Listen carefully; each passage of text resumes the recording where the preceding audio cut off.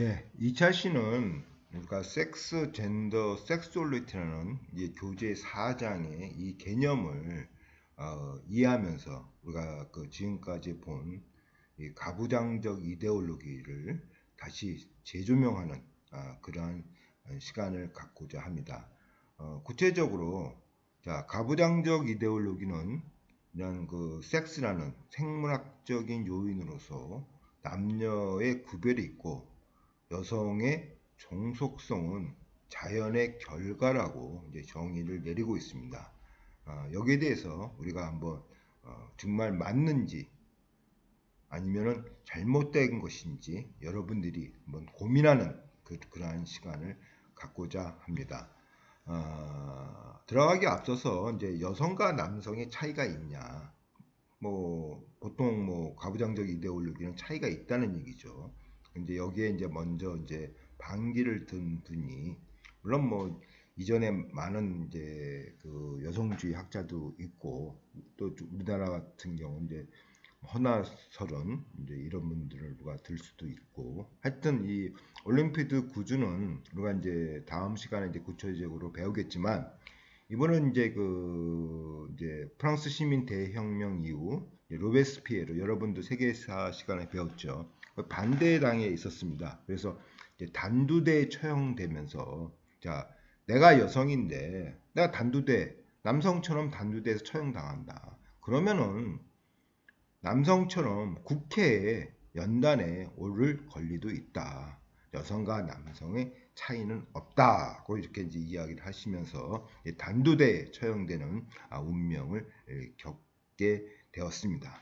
자, 어찌되었든 우리가 보통 여러분들이 남과 여의 구별, 뭐 성별이죠. 이 성별을 우리가 이제 보통 두 가지로 이제 구분하고 있습니다. 자, 섹스, 젠더. 이제 젠더 개념은 이제 55년도에 나온 개념이고 어찌되었든 그 이전에는 남녀의 구별을 생물학적, 뭐 신체적, 육체적, 그럼 뭐 염석체, 그다음에 뭐 생식기 이런 것으로서 남녀를 구별하는 것을 섹스라 하였고 그 다음에 이제 사회적으로 성 이것이 이제 여성주의 학자들이 이제 젠더라는 개념을 이제 부각시키면서 어, 남녀를 구별하는 새로운 개념으로서 이제 등장되었다고 할 수가 있겠습니다. 그러니까 남성다움과 여성다움 라고 이제 여러분들이 이제 보시면 되겠습니다. 뭐 남자는 뭐 평생 세 번만 울어. 남자는 강해야 돼. 뭐 이런 거 남성다움이죠. 여성다움은 요즘은 뭐 많이 바뀌었지만 만약에 조금 레디컬하게 예를 들자면 여자는 요조 숙녀 얌전해야 돼. 이렇게 여성다움이죠. 그러니까 이런 식으로 그 이분법적 질서에 의해서 여자는 담배는 펴서는 안 돼. 이게 여성다움이다 그러면은 그래서 그 여성이 담배를 피우면은 비난을 받는 그와 비슷하다고 할 수가 있겠죠. 그래서 이렇게 남성다움과 여성다움으로 구별하는 것이 바로 이제 젠더입니다. 그 다음에 이제 섹수얼리티는 이 가만히 보면 이 사회는 남녀만 있는 것이 아니라 동성애와 이성애도 있다, 구별될 수 있다는 얘기죠. 그렇지 않습니까, 여러분들? 이성애적인 사랑을 하는 사람이 대부분이지만 성소수자죠. 동성애 하는 사람들도 있다는 얘기죠.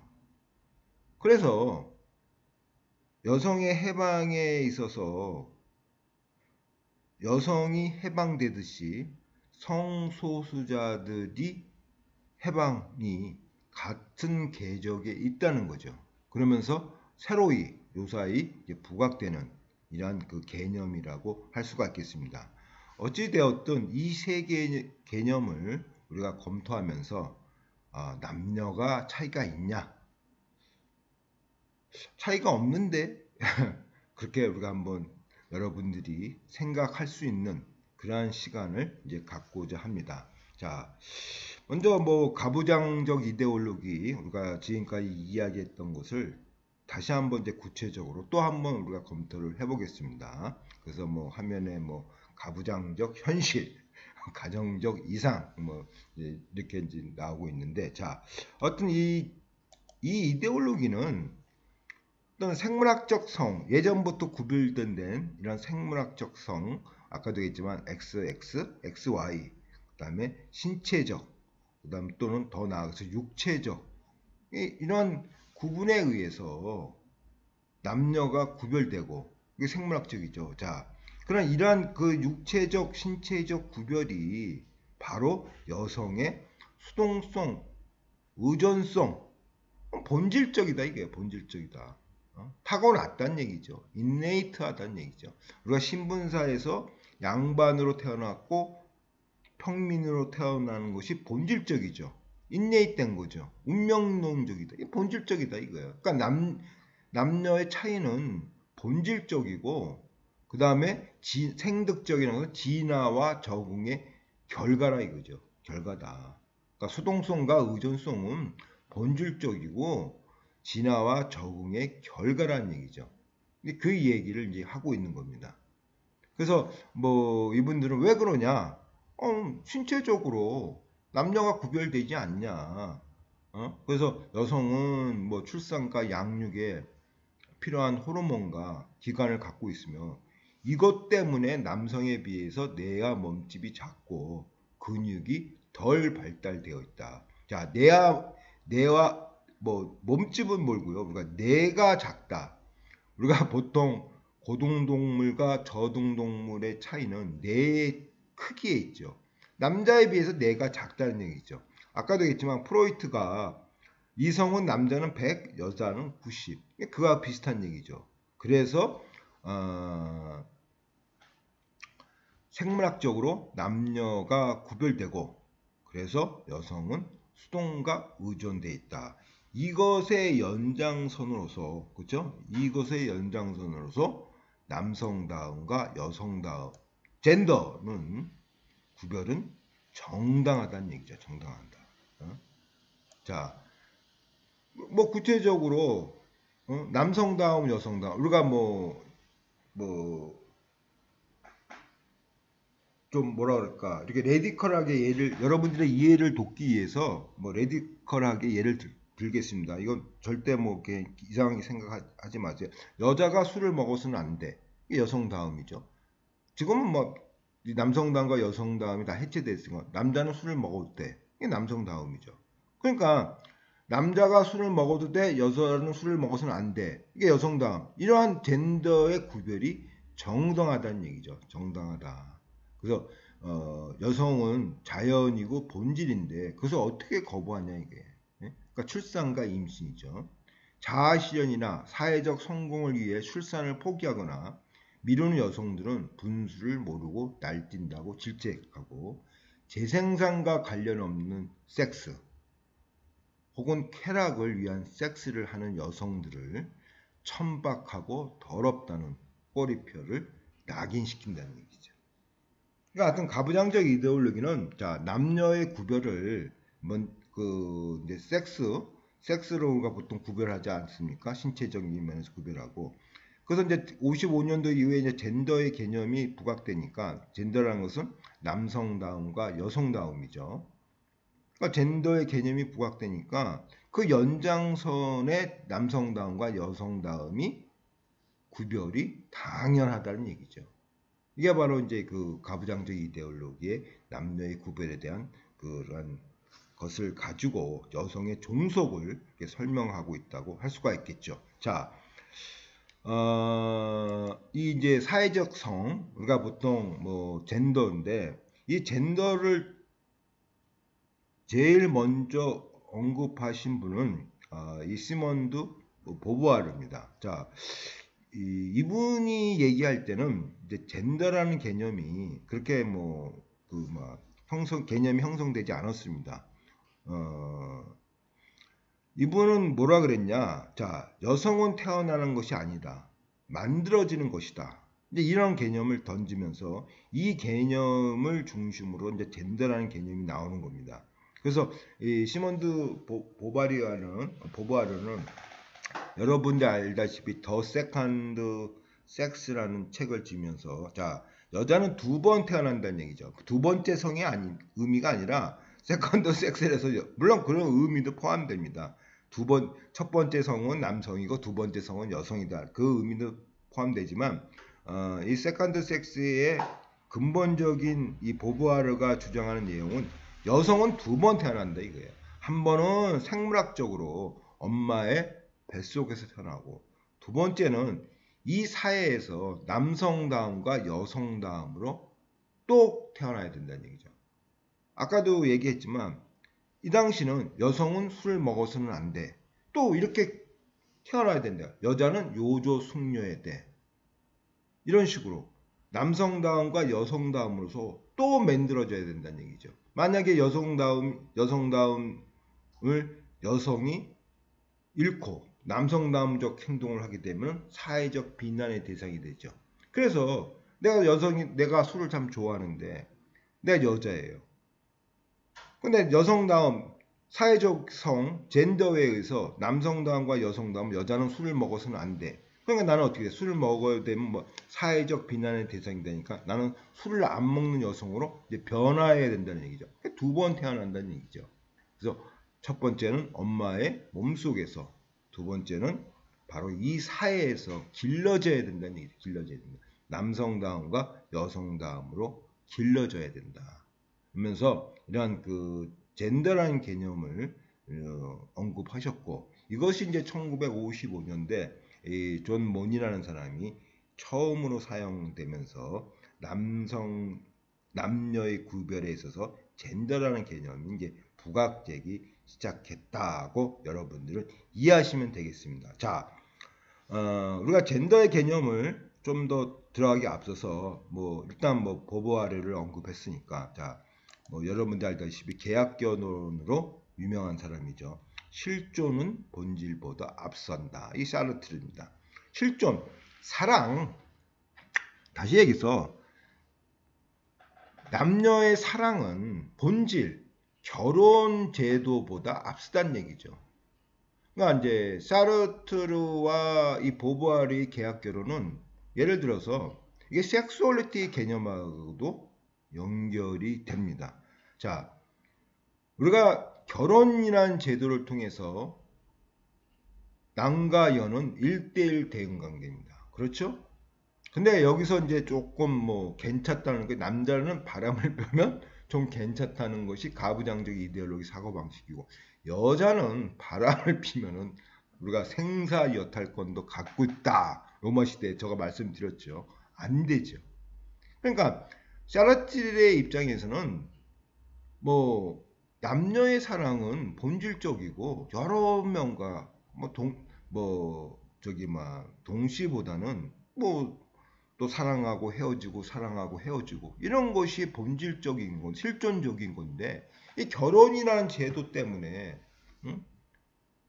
서로 배우자로서의 지킴 이러한 그 이데올로기 때문에 우리가 그러한 사랑을 못 한다는 얘기죠. 그 실존은 본질보다 앞서다. 그래서 이 계약 결혼은 이 두 분들은 같이 사지 않으셨고 부부예요. 부부고 그러면서 정기적으로 만남을 가지셨고 그 다음에 제일 중요한 게 남녀의 관계. 그러니까 샤르트르가 다른 여자를 만나든 보부아르가 다른 남자를 만나든 여기에 대해서 전혀 언급하지 않아요. 아까도 했지만 실존이 본질보다 앞서다. 우리가 결혼을 했지만 그러한 실존을 서로 방해하지 말자. 이걸 언급하는 거죠. 여러분도 알다시피 왜 이 섹수얼리티하고 관계가 되냐면은 자, 섹수얼리티는 성적 지향이에요. 그렇죠? 성적 지향. 그러니까 보부아르는 우리한테 젠더라는 개념도 주셨고 그 다음에 성적 지향, 섹수얼리티 이 여성 해방, 그러니까 여성주의, 여성 해방이라는 말은 조금 격하니까 여성 성평등이 아무리 노력을 해도 잘 안 된다는 얘기예요. 여러분 그렇지 않습니까? 물론 남성들 입장에서 뭐가 불평등해요 이렇게 이야기하시는 분도 있지만 제가 볼 때는 전반적으로 우리가 앞으로 보겠지만 사회 경제적으로 여성이 불평등하다는 것은 사실입니다. 그거는 뭐 부인할 수 없는 엄연한 현실이기 때문에 우리가 그것을 인정을 하고, 자, 어찌되었든 여성의 평등이 안 된다는 얘기예요. 그래서 이제 그 여성주의들이 이제 눈을 돌리는 것이 섹수얼리티라고 아까 제가 조금 전에 말씀드렸죠. 자, 이 섹수얼리티는 성적 이 지향이다. 어떻게 보면 이 계약 결혼하면서 다른 남자 만나고 또 다른 여자하고 만나는 이게 또 성적 지향이라고 할 수가 있겠죠. 그러니까 이러한 계약 결혼을 여러분 가만히 보세요.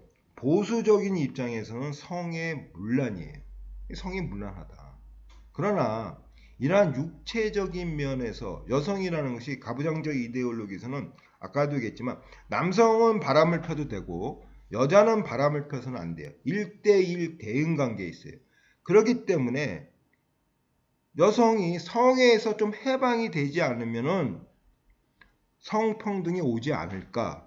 그렇게 이제 조심스럽게 예견해서 섹수얼리티를 강조하고 있는 겁니다. 그게 어떻게 보면 성의 뭐 동전양면이기 때문에 나쁘게 보면은 성의 문란이죠. 그러니까 성의 해방을 통해서 성평등을 가져오자는 것이 이제 섹수얼리티이기 때문에 그래서 이 섹수얼리티가 이 계약 결혼을 보면서 이 몸소 이 섹수얼리티 개념을 또 실천하였다. 그래서 보바리는 뭐 여성사에 있어서 정말 아주 두 가지의 큰 것을 제공하였다고 볼 수가 있겠습니다. 자, 우리가 이제 두 번째 여러분들이 알고 있는 젠더에 대해서 한번 또 고민하는 시간을 갖겠습니다. 자, 아까 가부장적 이데올로기는 자, 섹스 때문에 젠더는 당연한 거야. 니는 이렇게 말이 많어.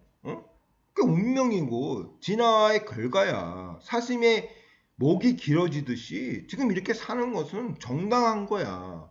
이렇게 주장을 하고 있는 거 아닙니까? 여기에 이제 제일 먼저 이제 도전장을 던지신 분이 이제 주디스 버틀러입니다. 우리가 잠시 언급했죠. 보름달 언급하면서. 자, 버틀러는 섹스와 젠더의 구별에 반대예요. 우리가 보통 아까도 했지만 남녀의 구별은 섹스와 젠더다 했지만 이제 보보아르보다 더 한 발 앞서는 거죠. 섹스는 젠더이다. 예? 젠더에 의해 섹스가 형성된다. 담론의 결과다. 그래서 섹스와 젠더는 구별이 안 된다 이거예요. 여러분들 이해가 안 되시죠? 저 언급했으니까 이해가 되시죠? 자, 만약에 섹스를 우리가 이제 미인에 보십시다. 자, 육체적인 면이니까. 자, 미인은 조선시대 때는 동그라미, 지금은 미미처럼 가름한 얼굴. 그죠? 이게 섹스죠. 근데 동그라미 얼굴에서 여성들이 점점점 미미처럼 가름한 얼굴로 가고 있다는 얘기죠. 섹스가. 이것은 뭐란 얘기예요? 섹스는 뭐란 얘기예요? 그 시대 구성된 미인의 기준, 젠더에 의해서 육체가 변한다는 얘기죠. 아까 가부장적 이데올로기는 육체에서 젠더가 나왔다 본 거죠. 근데 이분은 뭐라는 얘기야? 거꾸로죠. 아니야. 젠더에서 육체가 형성되는 거야. 그리고 그렇기 때문에 젠더와 섹스는 구별에 반대한다. 이 섹스와 젠더의 구별에 반대하는 것은 가부장적 이데올로기의 이념에 반대한다는 뜻이죠. 그래서 젠더가 섹스에 의해서 결정돼. 그래서 육체는 이 시대의 담론의 결과에 불과하다. 그러면서 가부장적 이데올로기에 이러한 섹스에 의한 남성다움, 여성다움, 젠더의 개념을 비난하고 있는 거죠. 이게 바로 버틀러의 이런 섹스는 담론의 결과라는 그러한 것이라고 여러분들은 이해하시면 되겠습니다. 자, 두 번째 우리가 이제 뭐 여러 번 이제 언급되지만 이제 젠더 수행성에 대해서 한번 보겠습니다. 자, 여러분들 이 버틀러의 젠더 수행성은 우리가 익히 배웠던 니체의 행위자 이론 중심입니다. 자, 다시 한번 우리가 이제 기억을 되살려서 자, 니체는 칸트처럼 사람을 죽여서는 안 돼 그랬지만 제가 예를 들었죠. 그럼 안중근 의사는 안 되는 사람입니까? 자, 행위자 중심으로서 봐야 된다. 지금 우크라이나 군인이 러시아 군인을 죽이는 것은 이거 잘못된 일입니까? 자, 행위자 중심, 상황적 중심에서 봐야 된다고 이제 니체가 언급했죠. 이 버틀러는 철학자입니다. 여성학자인 동시에 철학자이기 때문에 니체를 잘 이해하신 분이죠. 그 니체 행위자 이론을 가지고 바로 젠더 수행성 개념을 자기의 본인의 이론을 폈다 이렇게 보시면 되겠습니다. 자, 수행성, 이행성, doing이죠. doing. 우리나라 말로는 doing. 자, 성 역할은 존재가 없는 존재의 모방이기 때문에 자, 제가 좀 그때 너무 힘이 들어가지고 그 보드리아르의 그 시뮬라시옹에 대해서 잠시만 언급했죠. 자, 존재가 없는 존재의 모방. 예? 그러니까 우리가 이데아에서 배웠듯이 어떠한 그 대상이 있으면 그 대상을 모방하는 것이 이데아론이죠. 그렇지 않습니까? 횃불이 있고 말이 지나가고 그 말에 대한 모방에서 우리가 그림자를 보고 산다는 얘기 아닙니까? 플라톤의 입장에서는.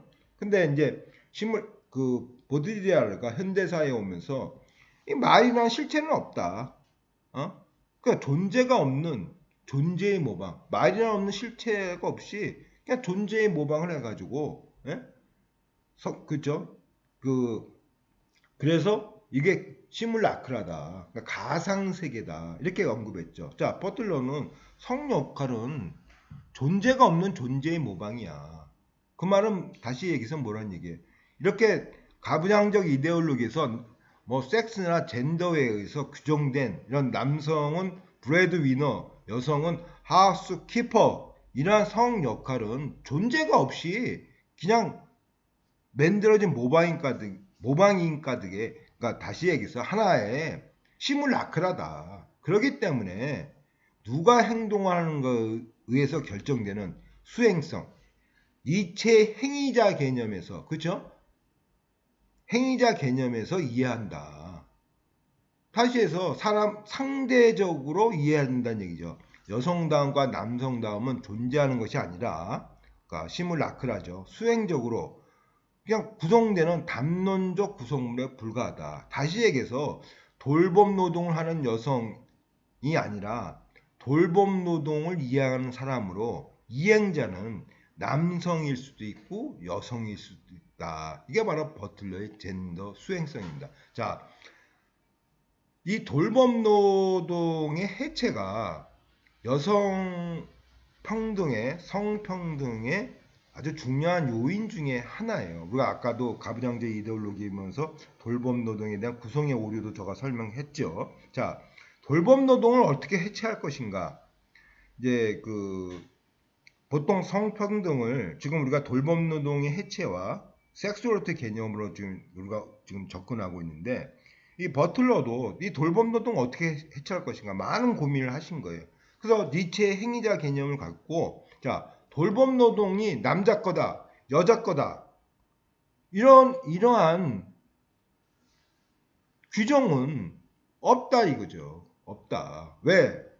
섹스에서 니네들이 그러한 규정에 의해서 섹스 때문에 해서 젠더가 나왔다고 했는데 섹스는 젠더에서 구성되니까 당연히 없다는 얘기죠. 시뮬라크라는 얘기죠. 하나의 가상 세계라는 얘기죠. 그렇죠? 가상 세계다. 그렇기 때문에 이제 돌봄 노동은 여성의 역할이라고 할 수 있는 게 아니라 이행자 누가 하냐? 응? 누가 하냐? 내가 하냐? 우리 와이프가 하냐? 이런 이행자의 관점에서 돌봄 노동을 보여야 된다는 것이 바로 젠더 수행성 개념이에요. 무슨 말인지 아시겠죠? 자, 돌봄 노동은 시뮬라크라다. 돌봄 노동이 여성의 역할이라는 것은 하나의 가상, 시뮬라크라다 이게. 이 가상 시뮬라크라를 우리가 그냥 지금 현실에서 돌봄 노동은 여성이 해야 돼. 이렇게 지금 살고 있다는 얘기죠. 그렇죠? 근데 이건 시뮬라크라니까 어떻게 된다는 얘기예요. 이것을 우리가 이행자 개념으로 봐야 된다. 다시 얘기해서 우크라이나 미국과 이라크하고 싸움할 때 미국의 입장에서 비추는 거, 이라크에서 입장에 비추는 거, 우리는 가상 세계를 보고 판단을 많이 하지 않습니까? 이게 시뮬라크라죠. 실제 전쟁, 실제는 있는데 실제를 모방을 못한다는 얘기죠. 그렇죠? 왜? 인간은 지식적 한계가 있기 때문에 전체를 모방할 수가 없어요. 그래서 다양성과 공감, 내가 보는 가치관이, 우리가 보는 가치관이 있지 않습니까? 그것만 보는 거예요. 제 눈에 보인다는 식으로 우리가 보는 가치관만 보는 거예요. 그래서 상대방을 입장을 이해해야 된다는 얘기죠. 그런 식으로 전체를 못 본다는 얘기죠. 전체를 못 본다. 자, 다시 저가 또 삼천포로 빠졌는데 다시해서 없어요. 역할이 없어. 역할이 없으니까 이건 그 당시에 뭐 남자가 하면 남자가 하는 거고 여자는 하면 여자가 하는 거고 여기에 대해 뭐 무슨 규정이 있냐 이거예요. 이게 젠더 이행성이에요. 무슨 말인지 아시겠죠? 그걸 이 젠더 이행성에 대해서 우리가 좀 더 이제 여러분들이 좀 이론적 지식을 갖춘 후에 좀 더 한번 고민하는 그런 이제 시간을 갖고자 합니다. 자, 보통 우리가 이 돌봄 노동에 대해서 이제 디젠더와 포스트 젠더의 개념으로 우리가 언급할 수가 아주 중요한 개념이에요. 자, 돌봄 노동의 공유, 성 역할을 해줄 동안 돌봄에 대한 남성의 책임을 강화하는 거. 우리가 지금 육아휴직 제도 같은 거는 바로 디젠더예요. 남성의 책임을 강화한다. 남성의 책임을 강화한다. 이게 디젠더예요. 그냥 돌봄 노동은 죄송합니다. 돌봄 노동 그러죠. 죄송합니다. 돌봄 노동은 여성 거야. 그냥 남성이 도와주는 거야. 그 이상 없어. 이게 디젠더예요. 근데 자, 수행성 돌봄 노동은 남성 것도 아니고 여성 것도 아니야. 그냥 하는 이행자 개념으로 가는 것이 포스트 젠더예요. 다시 얘기했죠. 자, 육아휴직 제도는 돌봄 노동에 대한 남성의 책임을 강조하는 거죠.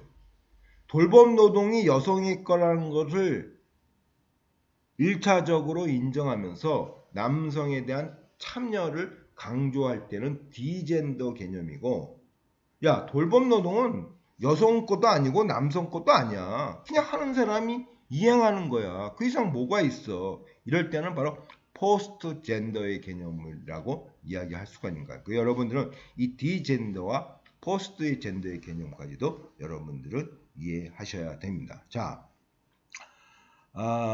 이제 우리가 세 번째로 이제 섹수얼리티 개념을 좀 이해하는 시간을 갖겠습니다. 자, 이 섹수얼리티는 2013년도 이제 동성 결혼이 프랑스에서 합법화되고 이제 미국도 점점점 모든 주에서 이제 허가를 하고 있고 7월에 이제 영국에서도 합법화시켰죠.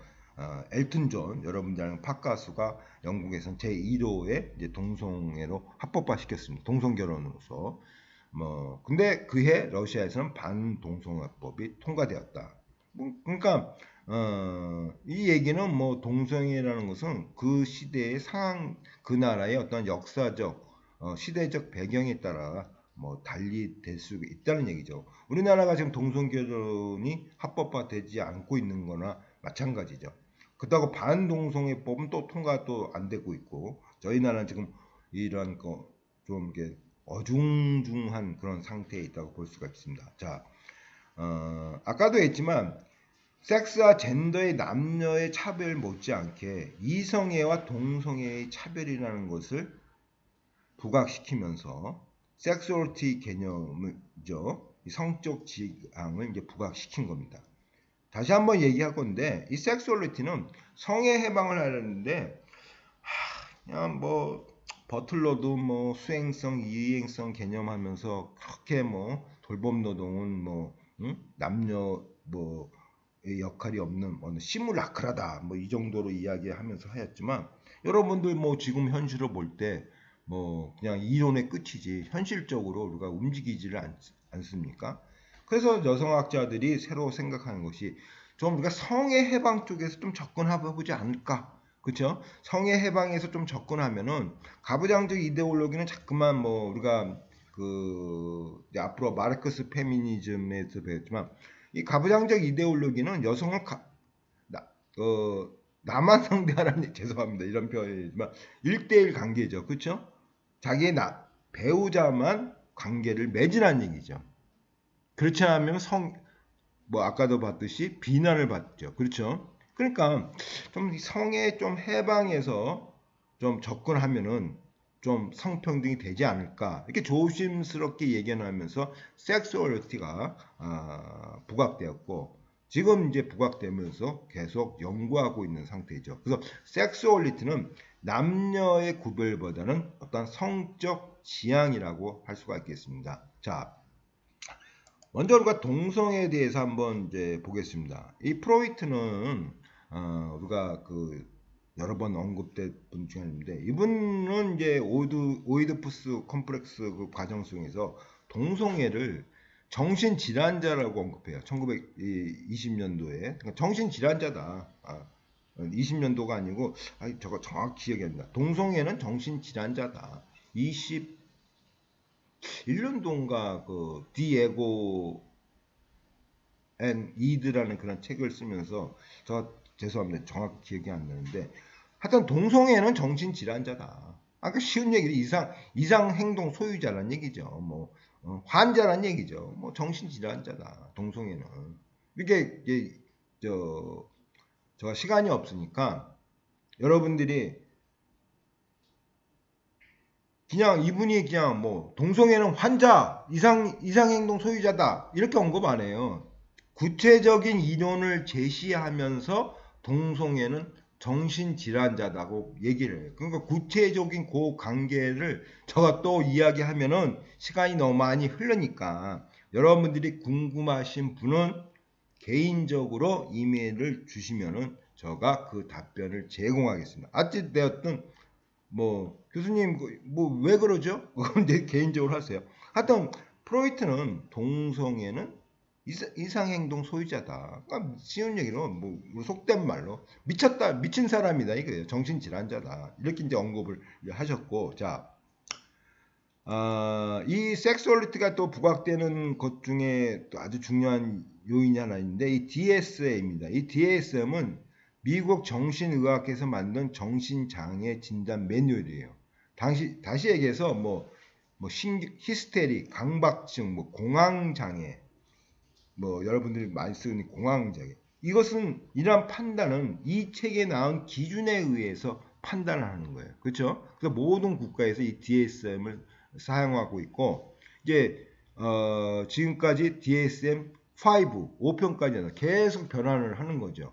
정신질환에 대해서. 그래서 뭐 아까도 했지만 정신질환자의 한마디로 판단 분류표죠. 판단 분류표인데 여기서 DSM-2에서 자 프로이트가 동성애를 미친 사람이라고 했는데 이제는 동성애를 정상 행동까지는 아니고 정신질환자는 아니다. 근데 동성애는 있다. 미친 사람은 아니지만 극소수의 사람들이 동성애를 하고 있다고 이야기를 하는 거죠. 근데 미친 사람은 아니다. 이제 이렇게 이야기하면서 섹스얼리티 개념이 또 한번 그러니까 그 중요성이 이제 부각되었다고 볼 수가 있겠습니다. 또 우리가 이 섹스얼리티 개념에서 또 언급될 사람 중 하나가 미셸 푸코. 미셸 푸코 우리가 그 객체화된 신체 의식이죠. 객체화된 신체 의식. 그다음에 삶의 권력. 요번 요번 주인가 전주에 퀴즈 나갔죠. 그 삶의 권력 그걸 이제 언급하신 분인데 자. 권력이 담론을 통해 사회 구조와 제도 속에 퍼져 나가는 방식. 자, 권력이 담론을 통해 다시 얘기해서 성의 역사. 그러니까 신유열의 이분은 구성주의적 입장이죠. 제가 미셸 푸코를 좀 언급은 해야 되는데 여성주의 학자 언급하기도 좀 벅차요. 그래서 이제 미셸 푸코까지 언급한다고 좀 좀 힘이 들고 그냥 우리가 이분이 얘기했던 거 이게 뭐 개념 그때 이제 이해하는 전체적인 이해는 못하고 그냥 물론 버틀러 같은 사람은 전체적인 개념을 이해를 하는데 푸코는 그냥 그때 개념에 대해서만 이해를 하는 거겠습니다. 자, 그리스 시대에는 동성애가 우호적이다. 자, 여러분들 봤지만 아리스토텔레스도 그렇고 그 알렉산드리아 알렉산더 대왕이 아니고 알렉산드리아 대왕이라고 그러더라고요. 그분도 동성애고 예전에 그러니까 그리스 로마 시대 때는 귀족이라면 첫 번째 아내가 있고 두 번째는 이제 동성애가 있고 이것이 하나의 사회적 그 뭐 풍습이었어요.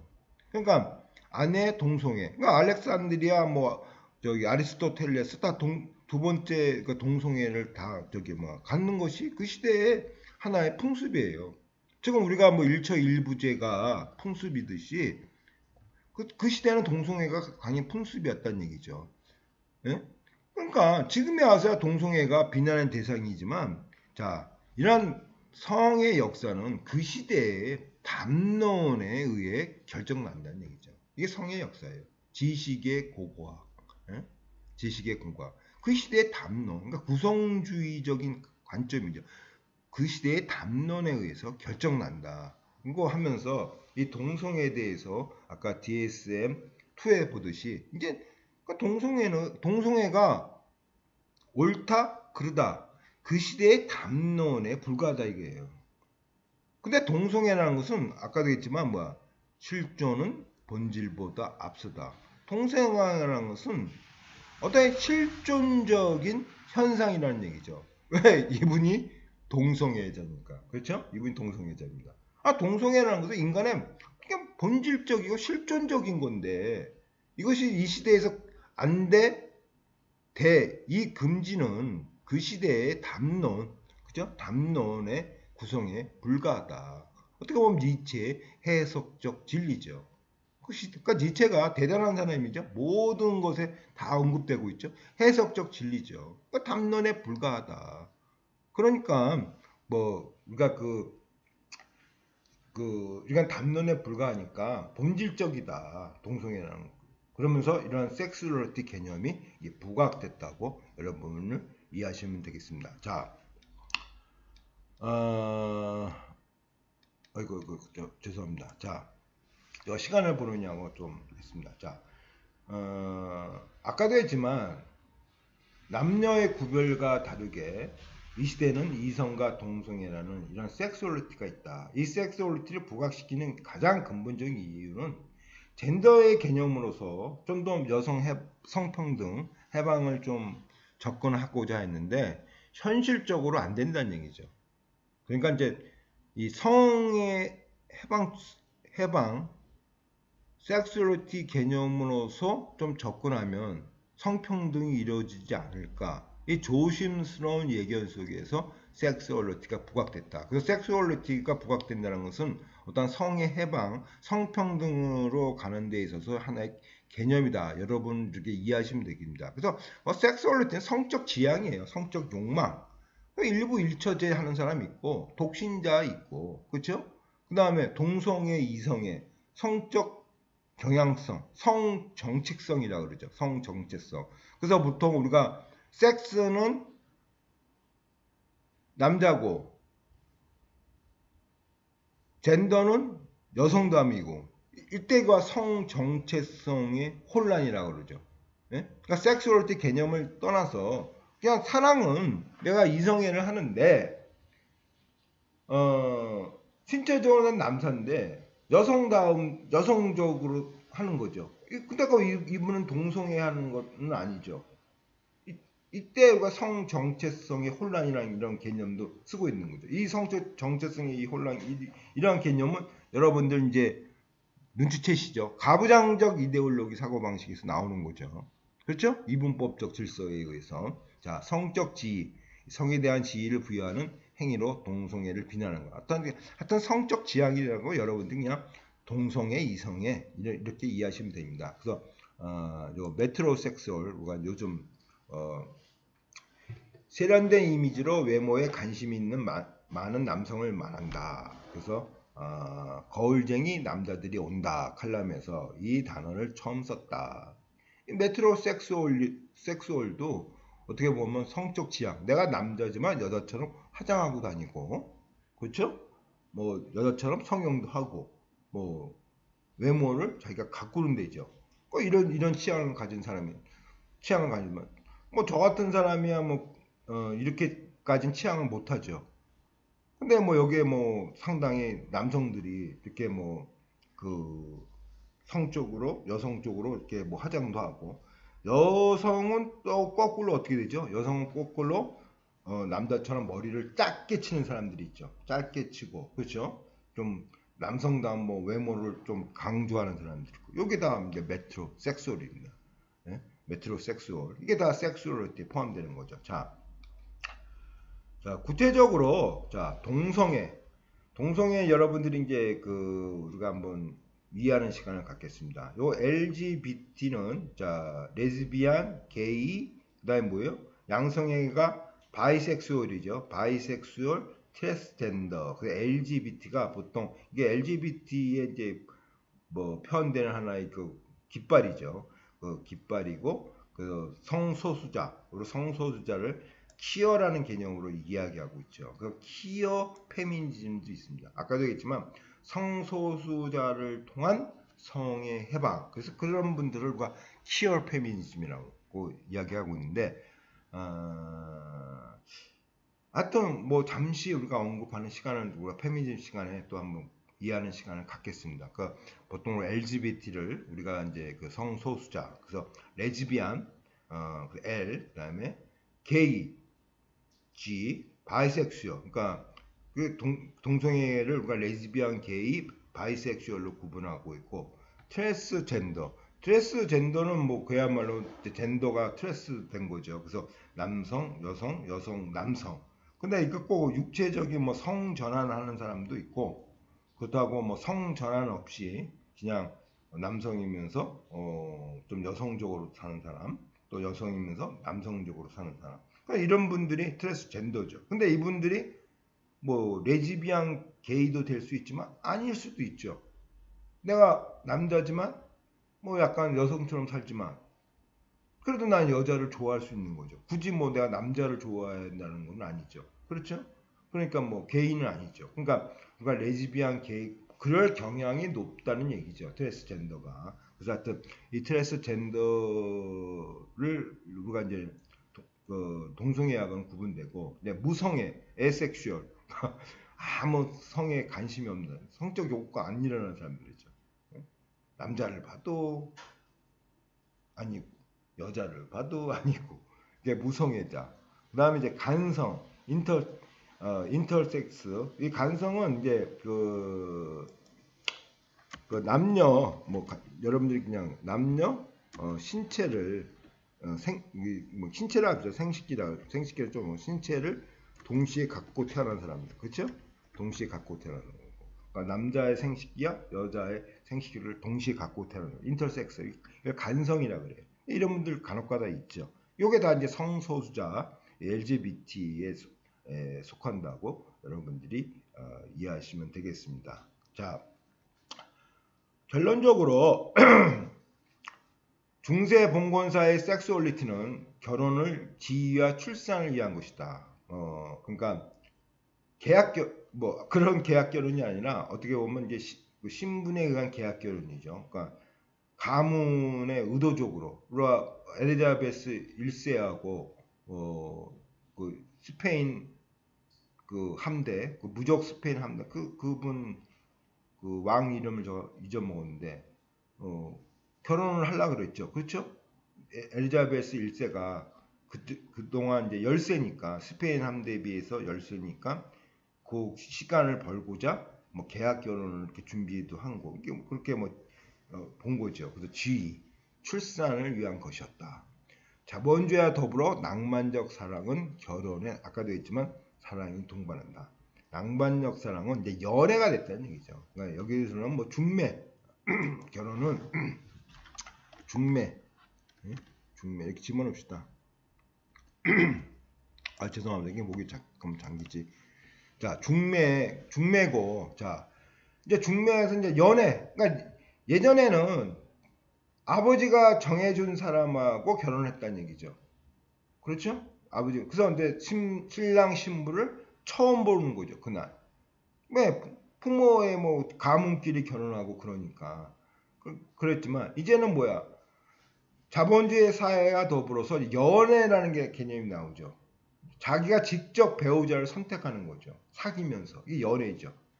이게 바로 이게 그 낭만적 사랑이에요. 근데 낭만적 사랑은 아까도 얘기했지만 가부장적 이데올로기를 기초한 사랑이 낭만적 사랑이에요. 배우자를 내가 찾지만 아버지가 정해서 결혼은 아니지만 배우자는 내가 찾지만 가부장적 이데올로기를 못 벗어나는 거예요. 그러니까 우리 시대의 사랑은 낭만적 사랑이에요. 제가 얘기도 했지만 우리 와이프와 저희는 CC예요. CC이지만 와이프가 저를 좋아해서 뭐 결혼하고 싶은 사람으로서 결혼했다? 거기까지는 아니라고 저도 생각되고 와이프도 그렇게 생각하는 것 같아요. 그러니까 아까도 했지만 가부장적인 사람, 뭐 여러분도 알다시피 1학년부터 만나니까 소문이 쫙 난 거죠. 그렇죠? 그러니까 그 가부장적 이데올로기를 못 벗어나는 거죠. 이때가 이제 이게 낭만적 사랑이고 여러분들의 사랑이 이제 합리적 사랑이에요. 아까 했지만 왼쪽으로 보면은 성의 문란이고 오른쪽으로 보면 성의 해방이죠.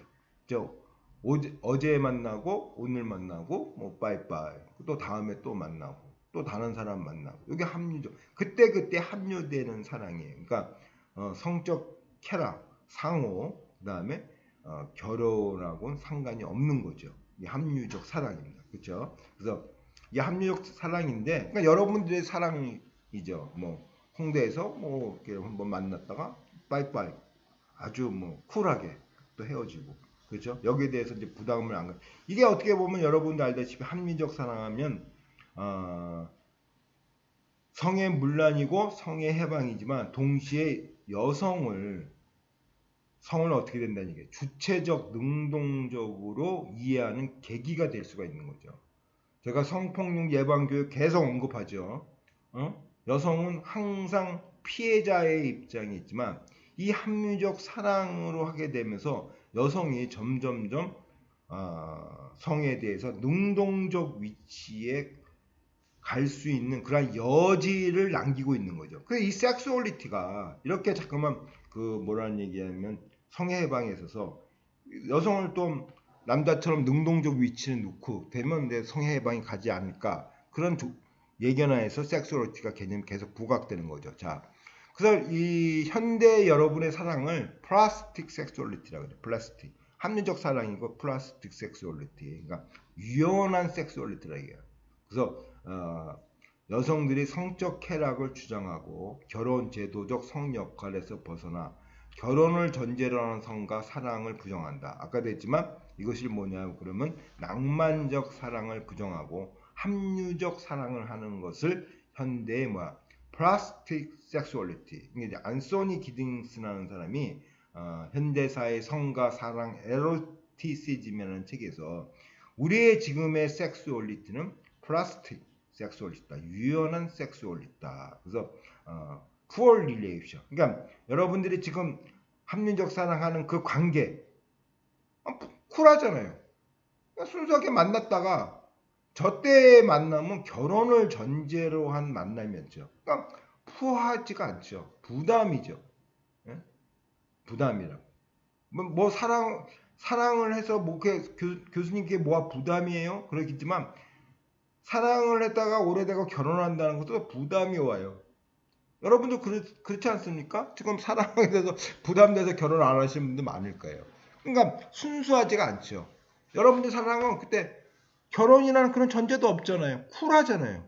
만났다가 뭐라고 즐기는 거죠. 성적 쾌락. 왜?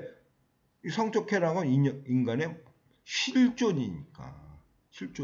프로 릴레이션. 그 프로 릴레이션은 남녀의 평등한 관계를 기초로 여성을 능동적으로 그리고 우발적인 면도 있지만 감정적 교환. 뭐 아까도 했지만 홍대에서 우발적으로 만날 수도 있고 그렇죠? 그때 뭐 약간 만취한 상태에서 우발적일 수도 있지만 어떻든 감정적 교환에서 평등을 추구한다. 아까도 얘기했지만 이러한 것 때문에 섹슈얼리티가 부각되었다. 성의 해방을 가는데 요즘은 많이 중요한 개념으로 등장되었다고 여러분들이 이해하시면 되겠습니다. 자, 어찌되었든 우리가 지금까지 이 섹스, 젠더, 이 섹슈얼리티 개념으로서 남녀가 구별됐다. 또 한쪽에서는 아니다. 남녀의 구별은 없고 하나의 시뮬라크라고.